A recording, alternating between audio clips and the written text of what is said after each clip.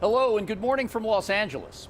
I'm Gene Seroka, and today our media briefing is coming to you live from the USS Iowa, a renowned battleship and museum that overlooks the Port of LA's main channel. It's the perfect backdrop for our special guest today, newly appointed port and supply chain envoy for the Biden-Harris administration, retired General Stephen R. Lyons. I'm really looking forward to our conversation in just a few moments, as I know you are. But first, I'd like to briefly recap our latest cargo data and where the Port of Los Angeles stands right now, halfway through 2022. June was another stellar month here at the Port of LA. We handled nearly 877,000 20-foot equivalent units, just edging out last year as the busiest June in the port's 115-year history. Compared to the previous 5-year June average, we're 15% higher on cargo volume. Here's what drove the numbers. Retailers continue to replenish store and warehouse inventories, and despite inflation, just announced this morning at 9.1% for the month of June, Americans are still spending on goods. Though the latest Commerce Department data indicated an easing of consumer purchases in the month of May, we'll continue to monitor this and other key data, such as the results of Amazon Prime Days, GDP numbers, and the June retail sales, all to see if this is a true trend. Shifting to imports, for the month of June, we landed 445,000 TEUs, 5% shy of last year, yet still 12% higher than that all-important 5-year average. On the export side, we slid to about 94,000 TEUs, 2% less than last June. Big picture, U.S. exports remain soft, now down 39 of the past 44 months here in Los Angeles. Looking at empties, we're still elevated at 338,000 TEUs. That's up 8% versus last year. And we'll continue to see these heightened levels of empties repositioned as imports remain strong from Asia. 6 months into 2022, the Port of Los Angeles stands at 5.4 million TEUs, keeping pace box for box with last year's record clip. At the midpoint, here are my 3 takeaways. First, looking back, we hit the mark on an early Lunar New Year, handled inventory replenishment in Q2, and reduced waiting vessels by 75%. All this to be ready for an expected June peak season arrival. We've accomplished this and all plus more. Here we are now. Second, looking at the back half of the year, cargo arriving will look different than what's on the ground now. We'll be seeing back to school, fall fashion, Halloween, and the all-important year-end holiday goods coming across the Pacific in the weeks and months ahead. Even though some retailers have high inventories and may look to discount goods, I expect imports to remain strong, though tapered, versus last year. And lastly, all eyes are focused on improving our rail product, full stop. We now have more than 29,000 rail containers on our docks. That number should be more in the 9,000 unit range. Rail cargo is sitting an average of 7.5 days. This should be 2 days of dwell time. And nothing should be reaching the 9+ day mark. Yet we have 20,000 containers in that all-important aging category right now. We've been talking about this since March and now need to act. Everyone has a role to play in the solution. Cargo owners must pick up their boxes at inland rail terminals faster than they are today.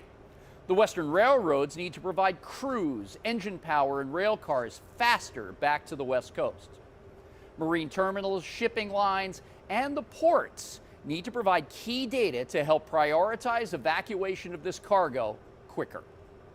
The bottom line, we must take action on this issue immediately to avoid a nationwide logjam. And now it's time for our special guest, a retired 4-star U.S. Army general with more than 38 years of military experience. Stephen R. Lyons last served as the 13th commander of the U.S. Transportation Command for the Department of Defense. He holds Master of Science degrees in both logistics management and national resource strategy. General Lyons, it's great to see you and welcome to Los Angeles. Well, Gene, thanks so much. I tell you, those stats are impressive, and it's great to be with you. I appreciate your leadership, and it's great to be here on the deck of the USS Iowa.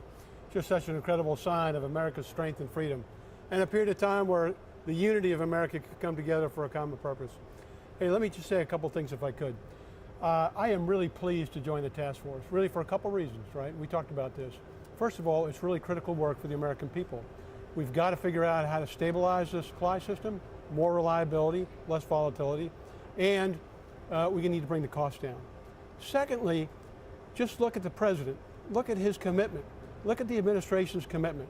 From the executive order a year ago to the task force about a year ago now, right? To the port envoy, John Picari, who did a phenomenal job, to his presence here a couple times, right? I mean, you can see the level of commitment, the understanding of the administration, how important this is. So let me just go back a little bit on supply chain and COVID, because it's important, right? I mean, the enormity of the disruption caused by COVID, sometimes we forget how global that was at every single echelon, right? And then you put that on top, right, of a supply chain that's designed to be very lean because it's very expensive.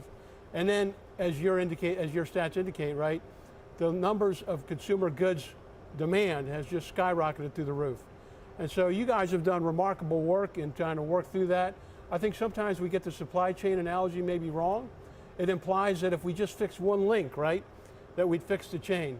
But what if the entire chain were just obliterated and turned to dust? And that's what we're recovering from, so it's going to take a little bit of time. Having said that, though, I'm very optimistic about the progress that's been made. A lot of it has been led by your team out here in LA and, of course, Long Beach and the San Pedro Bay. You cannot deny the volumes of cargo that have moved, right? You cannot deny the work that labor has done working through COVID conditions back in 2020, never stopping, right? When things were really uncertain. We didn't have vaccinations then, we didn't have testing then, and I tell you got to give a lot of credit to labor. And then you look forward, right? You look at the investment in infrastructure that the Congress and the President has made, $1 trillion, $17 billion of that dedicated towards ports. You're starting to see some signs of real progress, I think, over time, to include now some dips in spot rates for containers. So that's all good news. Having said that, though, we still have work to do. When I talk to beneficial cargo owners, when I talk to the retailers and manufacturers and home builders, we know that this can't be the new normal, right? The level of volatility, unreliability, just drives all kinds of other perverse behavior inside the supply chain. Excess ordering, right? The good news is record volumes of cargo. The bad news is record volumes of cargo and folks got nowhere to put it. And that's a big challenge. So we still have work to do. The task force is currently focused really on a couple things, right? How to enhance the collaboration. John did a great job standing up this collaborative zone, really centered on your leadership and the work of you and Mario at Long Beach, right? So we'll enhance that level of collaboration. We'll extend that to the BCOs. We'll focus on some executive working groups for the nodal operators, the different modal operators, rail, the ocean carriers, and so forth and so on. The idea here is we've got to attack critical path. The market will naturally course correct. We can't wait for the market. So we got to find the critical path issues, attack those critical path issues collectively, right? And then just kind of go to work to see how we can accelerate the market chain.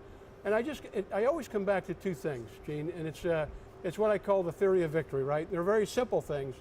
And it's, number one is cargo in motion should remain in motion till it hits the destination.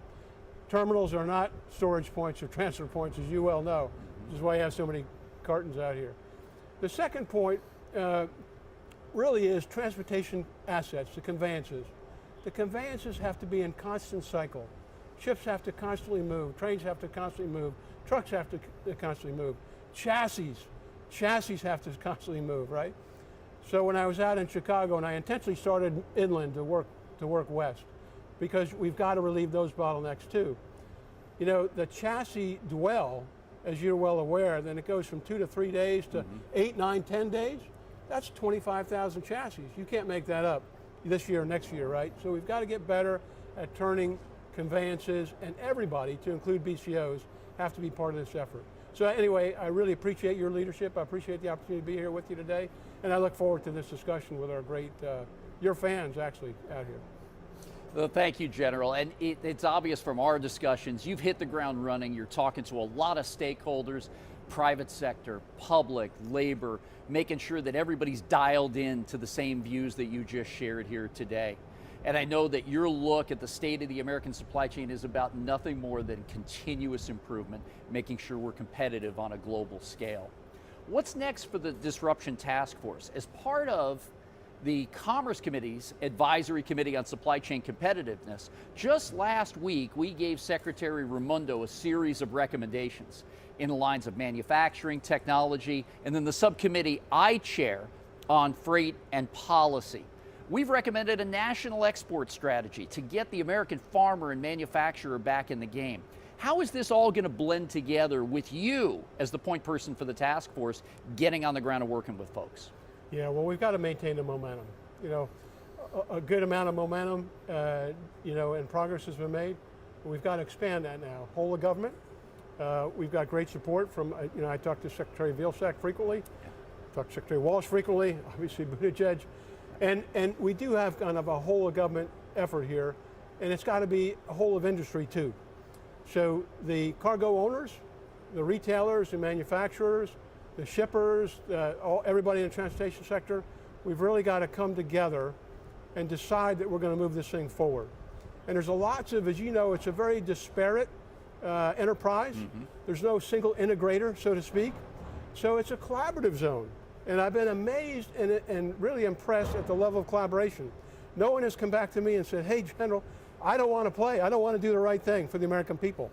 No, people want to do the right thing for the American people. The idea is we got to figure out what that is step by step, right? You can't boil the ocean here, but what we can do is we can identify those critical path issues to knock down some of the congestion, get some of the fluidity back in our supply chain, and stabilize some of this great work for America, for our consumers. Right. Another interesting point of all this collaboration, from the White House to the various agencies and partners that we have in Washington and then across the private sector and labor, is what Secretary of Transportation Pete Buttigieg announced back in March. The new information sharing concept called FLOW, the Freight Logistics Optimization Works. How's that project going so far, and can we get even more people involved? Yeah, well, it's a great question. And what I was really impressed about with the FLOW initiative is it's not a federal government initiative, right, to come out here and to employ some sort of enterprise resource planning system. Not that at all. It's actually a grassroots initiative by industry, by the private sector, that recognizes we don't have an integrator across supply chains. And no one entity can do this themselves, right? But there's a desperate need to share information, right? So we can look out around the corner and see congestion before it occurs and take appropriate action. So I've been pretty pleased. Now you got to start small. And I give a lot of credit to Andrew Peterson up there in DOT, who's led this effort and really almost single-handedly, you know, is making progress ahead of schedule. And I tell you, I was in the service for 38 years, as you mentioned. I never saw a program of this nature go ahead of schedule. But you got to get the technology right. You got to get the data ingestion. You got to demonstrate that. He's got probably 18 or 20 players, but it's moving along well. And once they get to initial operating capability where you can do this on scale, it'll be opened up to everybody. Everybody inputs, everybody gains. And so that's not far around the corner. And so I'm actually pretty excited about this. Excellent. And you mentioned that you toured the Midwest, you looked at some of our rail facilities recently. You wanted to get on the ground, talk to the companies, the people who are doing all the work. From our perspective, it's easy to point fingers in this industry and say, oh, we got to do this, we got to do that. Part of this collaboration has been we've refrained from pointing those fingers. But with the data that we do have now, the aspiration to go forward with concepts like FLOW, we're starting to see these issues before they become real problems.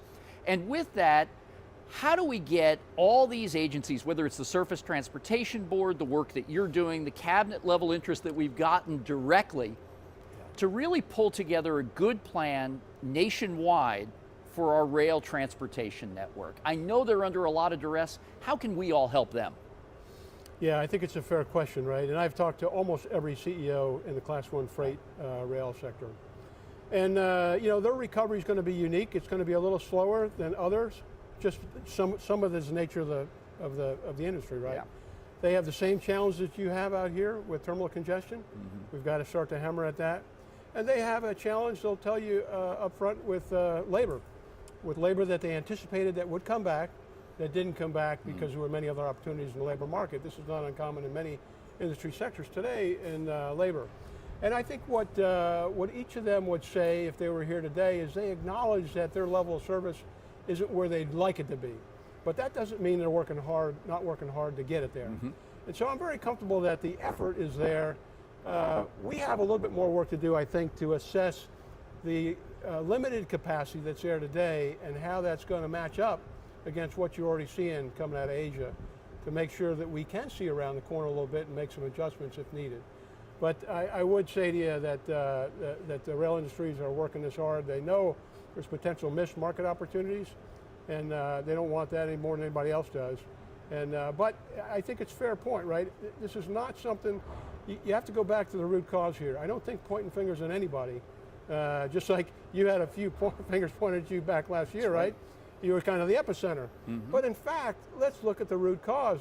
Let's go back to the global pandemic, and let's look at what that did to the economy, global economy, and how it kind of dismantled things that we had just become accustomed to. And logistics for most people, well, it's like oxygen. You don't think about it until you don't have it. And we just have a little bit of work to do. And I think the level of collaboration that's out there right now, I think we can continue to move this in the right direction. I agree. Sitting here on the fantail of the USS Iowa overlooking the Port of Los Angeles here this morning reminds us that this great engineering marvel is an economic engine of the country. Like many ports are around the world, so important to their local communities as they are to economic development. President Biden's Infrastructure Investment and Jobs Act was a watershed event. It's now law. 1.2 trillion US dollars, 17 billion for ports and waterways, as you stated. Now the next step is getting the money out the door to shovel-ready projects to advance our goals on the infrastructure side. This is not an overnight fix, but we got to get started. What's your view on how we really get this accelerated? Well, I think, Gene, this is an exciting time. This is a once-in-a-generation opportunity, right? 1.2 trillion dollars. I mean, most of us can't even get our heads around that. Right. And so this is enormous. Our kids, our grandkids are going to benefit from this. The movement of people, the movement of cargo, our commerce, our national security, right? And so this is kind of a long-sighted view to shape America for the future. And I'm really excited about the opportunities that it presents. There are a number of folks inside the Department of Transportation and other agencies, as you might imagine, that are working all the criteria in the review process to figure out how to queue up these dollars against what's most important and what's ready to go. And that work is ongoing, and I'm not going to get ahead of any kind of awards or discussions in that sector, but it's an exciting time. Agreed too. Let's take this to a global level. LA, according to Los Angeles Mayor Eric Garcetti, the first time I got into the chair on the job, said, LA is a global city. We're the western capital of the United States, the northern capital of Latin America, and the eastern capital of Asia. Folks look to us for leadership, trade, opportunity, and information sharing. President Biden recently announced the Indo-Pacific Economic Framework for Prosperity on his last Asia trip. We're now members of the Quad with India, Australia, Japan, in trying to work on this quadrilateral trade agreement that not only extends just to the boundaries of ports and airports, but about our responsibilities to workforce and the ecology. We have the atrocities on the ground in Ukraine, which are stymieing the transportation of food and energy. Where is America right now on the global platform of trade, and how do we enhance our competitiveness? Well, I think America will continue as a leader. There's no question about it. And not that there aren't areas, right, especially with the trade imbalance that we shouldn't work on. But the demand, right, and the attention of the world really is on the United States of America for a wide range of reasons. We're a beacon for hope, for democracy, for freedom, but we also are a driver for global economics, right? And so where America goes, the world goes. And these kind of multilateral agreements that you're talking about are so critically important to trade and from a national security and an economic perspective. So You know, this great state, you know, they tell me it's the 5th largest economy in the world. Yes. I believe it. And the positional advantage that you have here in Los Angeles isn't going to change, and the trade lanes aren't going to change a lot, right? So we'll have to continue to invest, you know, in these critical ports to enable commerce. And you know, Gene, I mean, the ships are getting bigger and bigger, right? Right. But the infrastructure isn't growing as fast as the ships are. Yes. So we gotta keep pace. We got to see ahead, and we got to continue to make progress in this area. These are critical. I mean, this is the plumbing for the United States of America commerce. It is, at the end of the day, you know, it's a national security issue because it's linked to the prosperity of America, and it's that level of effort that the administration has given it to. So I'm excited to join the team in that kind of a perspective. Fantastic. Before we move on to the next segment, just one last question. What message do you have for the folks watching out there today? We've got great media representatives who've done an excellent job shining a spotlight on this supply chain over the past 2.5 years. And we've got a number of our colleagues and contemporaries that watch this press conference. Your message for them on how we can all work together to really move the needle next. Yeah. Well, I guess my first comment is thank you. You know, there has been an incredible amount of hard work going on. I mentioned labor earlier. You cannot emphasize enough how critical labor is to this progress that we're making. And you know, like the soldiers I had the opportunity to lead in some very harsh conditions. These are harsh conditions out here, especially when you have a pandemic on top. So I want to, thank everybody from labor all the way to management for the great work that happens every single day. The second point I would say is just to encourage the level of collaboration. I've been impressed by the collaboration. I think we need to just enhance that level of collaboration to maintain momentum. I guess the third thing I would say is, when you feel like you're wandering a little bit, remember what the North Star is. Think bigger than ourselves. We all got to think a little bit bigger than ourselves. We got to think beyond the logistics piece. We got to think about the beneficial cargo owners. We have to think about the American consumer. This is about the American consumer. It's about consumer confidence. It's about cost. It's about inflation control. These are critical national issues, right? And so, at the end of the day, I always come back to that. And then finally, right, it's about fluidity. Mm-hmm. Cargo in motion should be in motion, right? Transportation assets should constantly be in cycle. And we've got to all buy into that, not just in our stovepipe, but across the entire enterprise. And so I guess that would be my message. That's where I intend to focus and see how we at the federal level can enable progress for the guys out here who do the work, right? Right. Yeah. And I know from our discussions and your weekly calls with industry, the government sector, labor, you've highlighted some additional key measurements that you want to look at, right? And this is nothing new to us, but looking at these truck turn times, these are our first and last mile ambassadors here at the port. If we're doing a crummy job, they're telling our customer.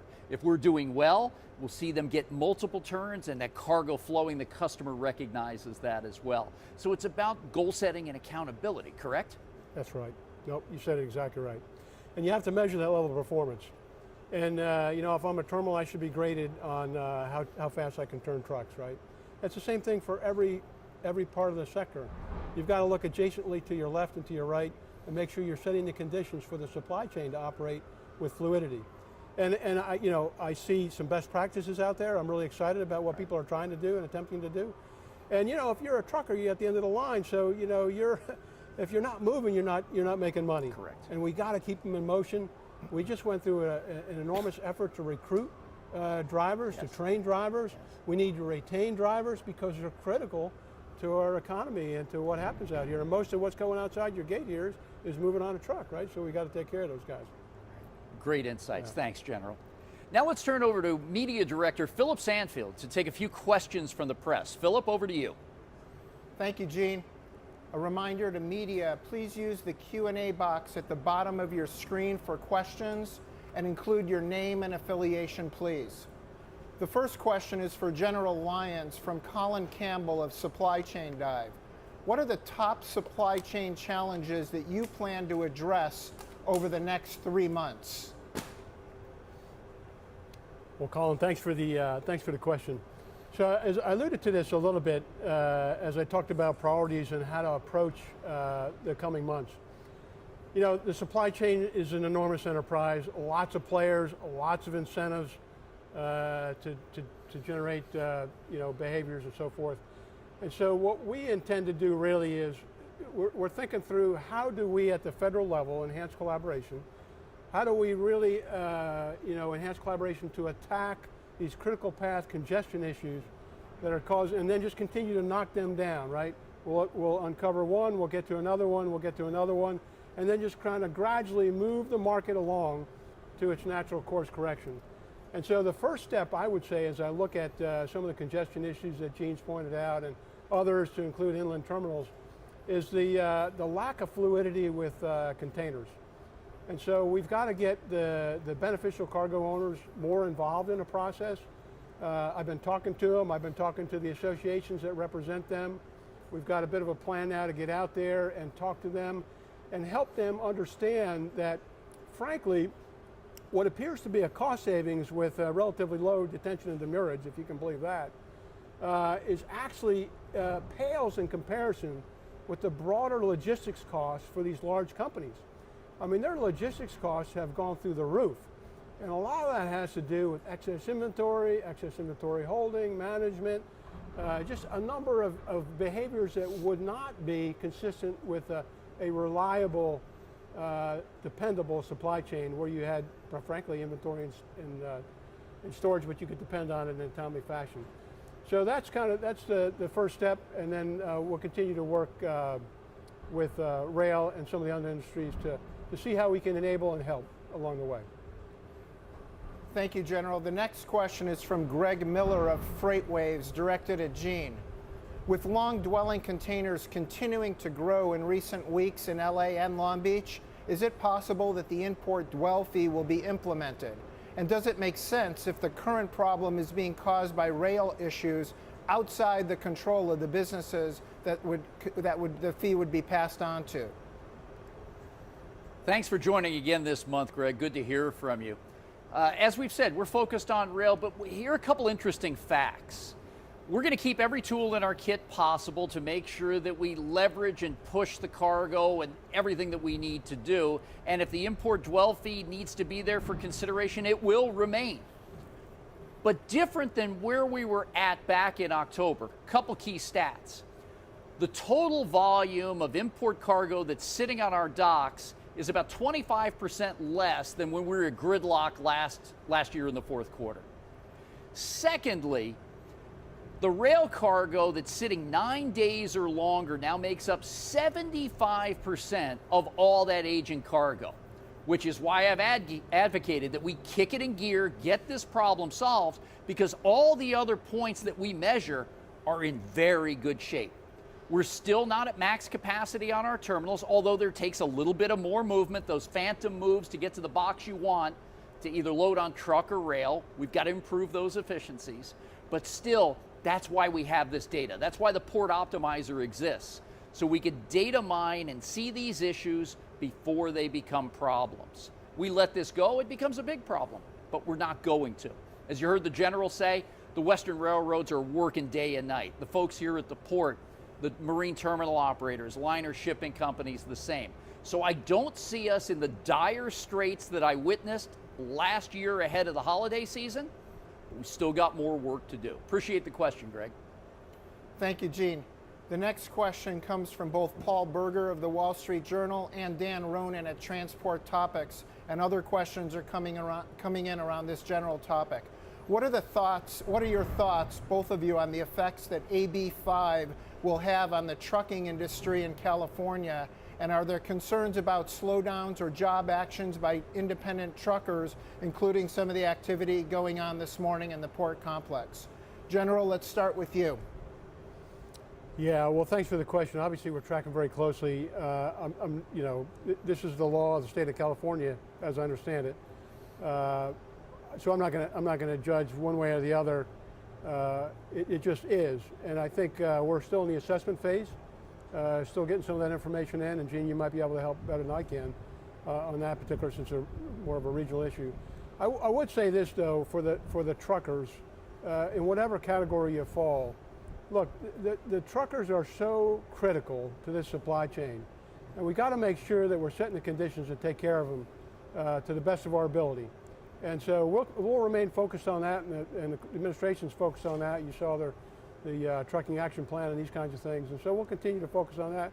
We'll continue to watch, and we'll continue to assess the impacts. But and you may have a better sense, Gene, for the regional impacts here in California. Yeah, General, you're exactly right, and we've discussed this.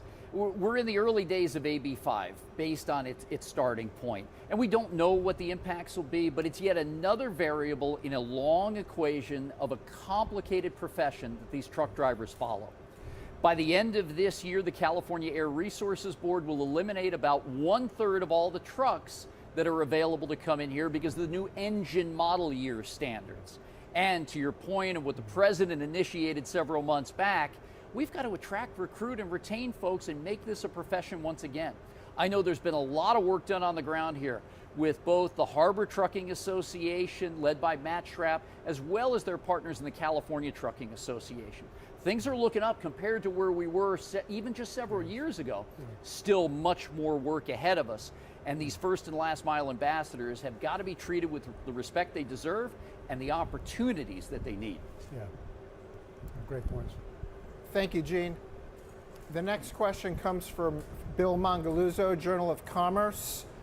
Gene, do you expect record or near record volumes in Los Angeles this peak season? Hi, Bill. Thanks for joining again. You know, I see peak season as strong.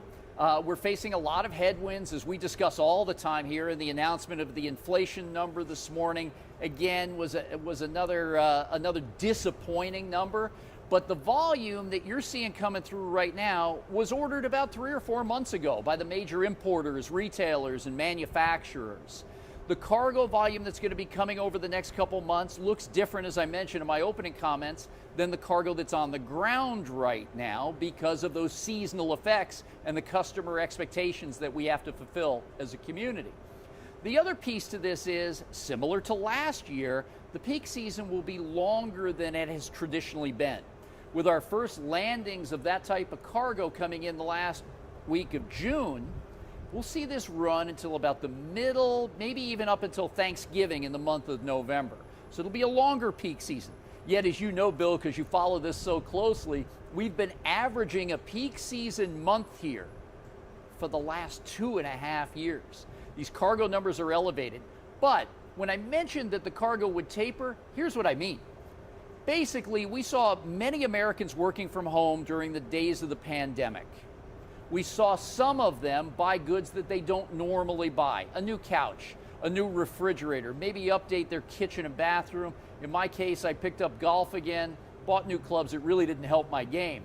But we were spending on goods that we don't necessarily have a repeat buying pattern for.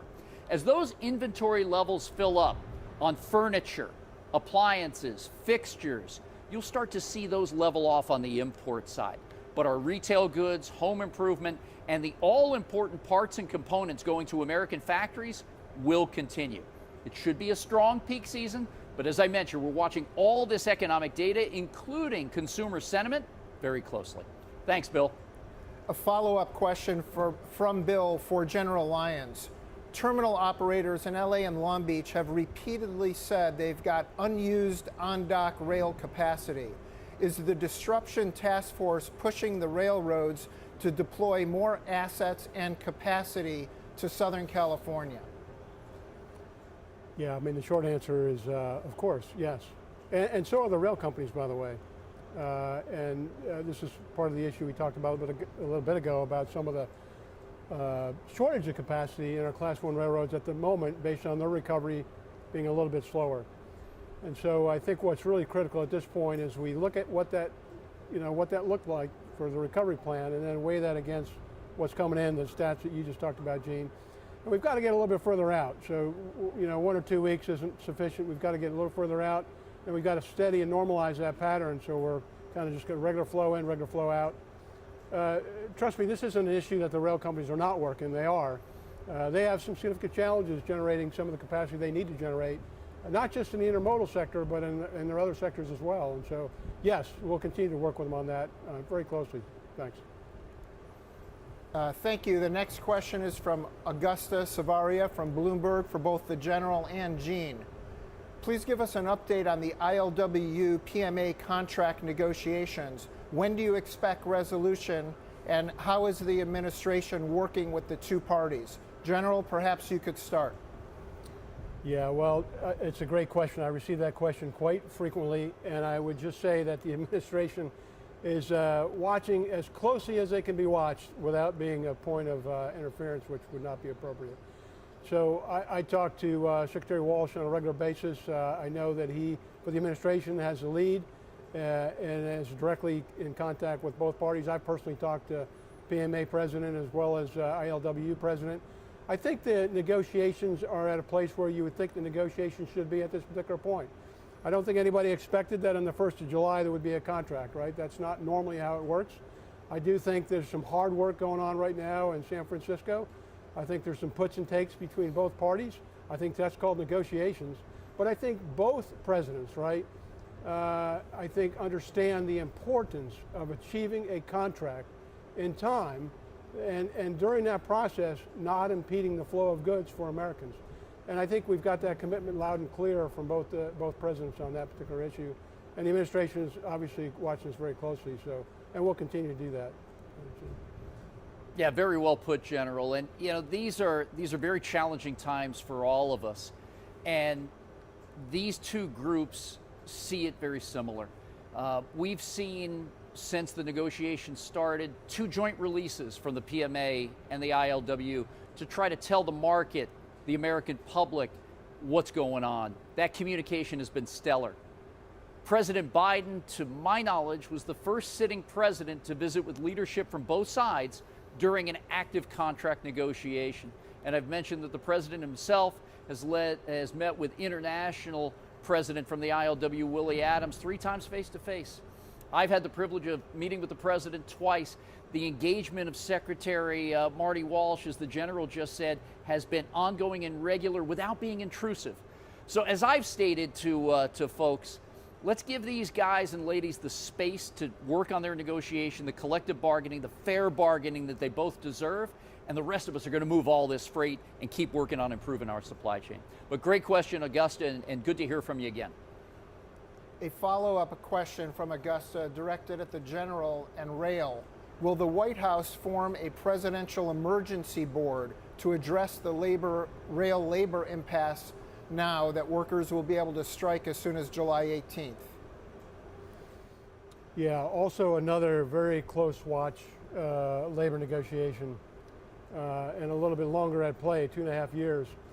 So I don't want to get ahead of the president. There's been several, a number of recommendations. I think he's got till the 17th to make a decision on a PEB. I think what's clear in this case, particularly as I talk to the senior leadership and management in the Class 1 freights, they understand, right, as do the multiple unions here, that we've got to get to a contract. It's been too long. We've got to get these folks some wage increases. We've got to address some of these issues. And I think that there's a level of energy to move in that direction. And so we'll see how this all plays out. But again, another very close watch item in the administration. And again, it's something I talk to Secretary Walsh about frequently as we watch this. And so we'll see what happens on the 17th. But I do think there's a commitment there as I talk to senior execs in the rail and an understanding that we've got to move forward. Thank you. Next question is from Edwin Lopez, supply chain dive for Gene. What is the status of 24/7 operations? Any update on stakeholder interest or participation in using off-peak hours? Thanks, Edwin, and appreciate you joining as always.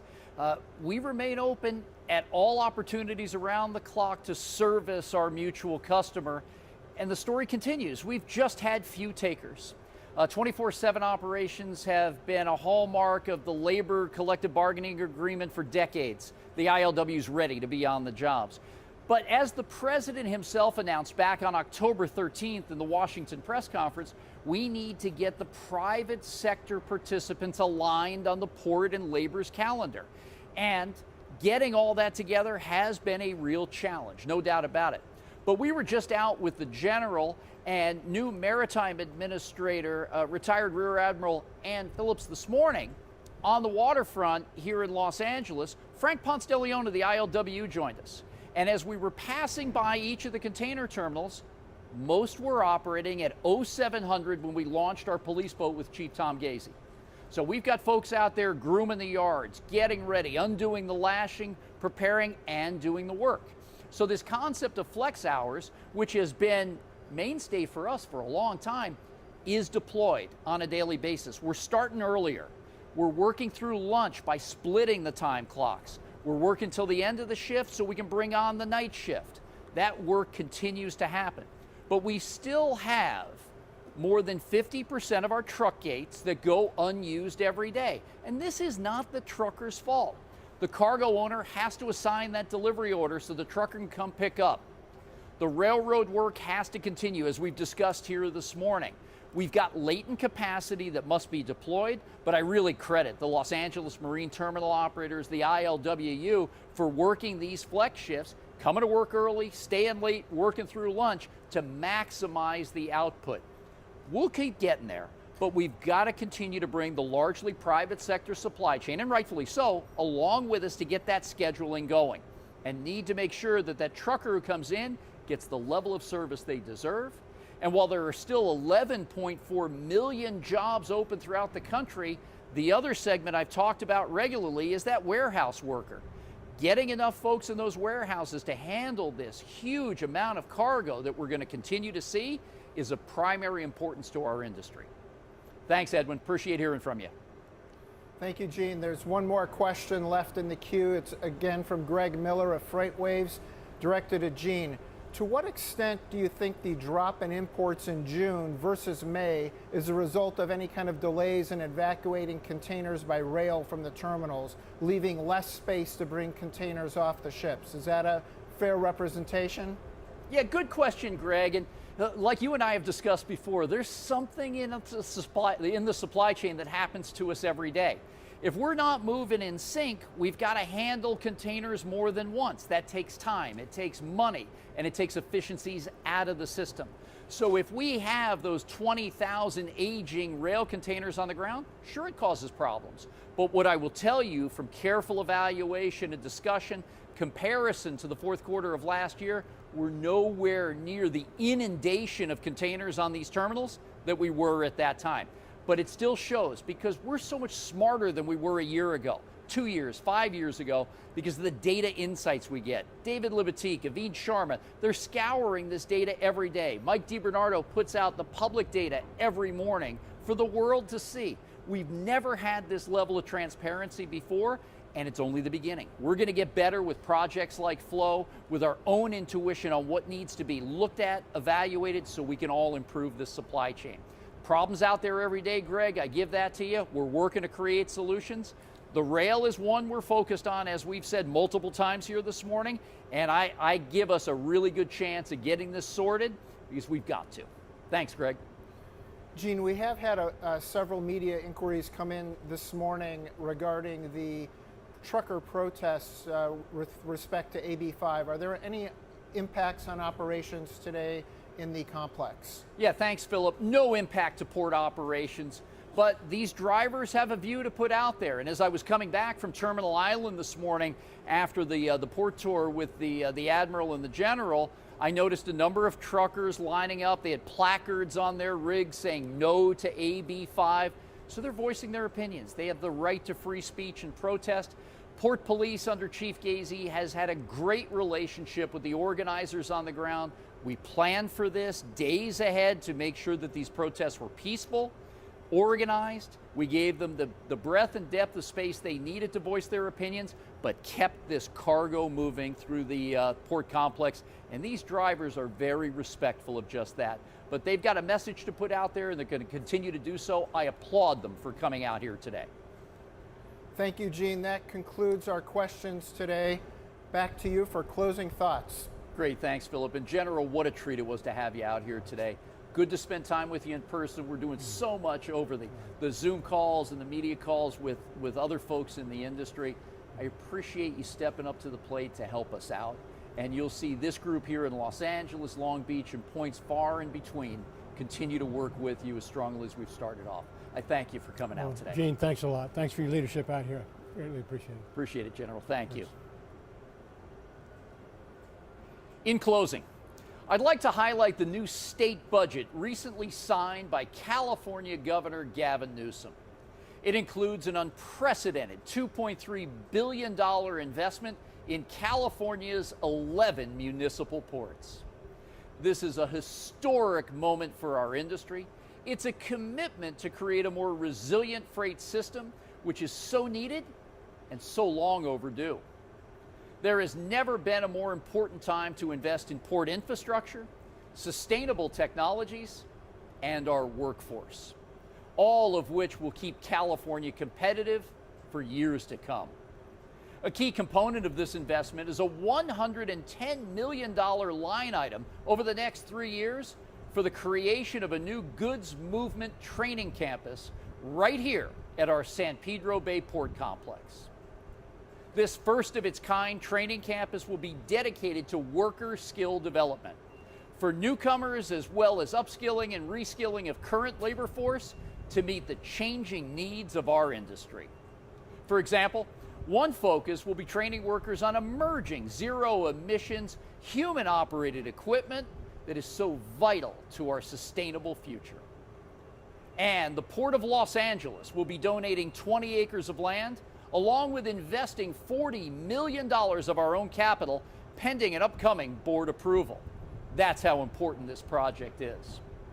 Our sincere thanks to the bipartisan efforts of the state legislature, and in particular to Governor Newsom for his bold vision.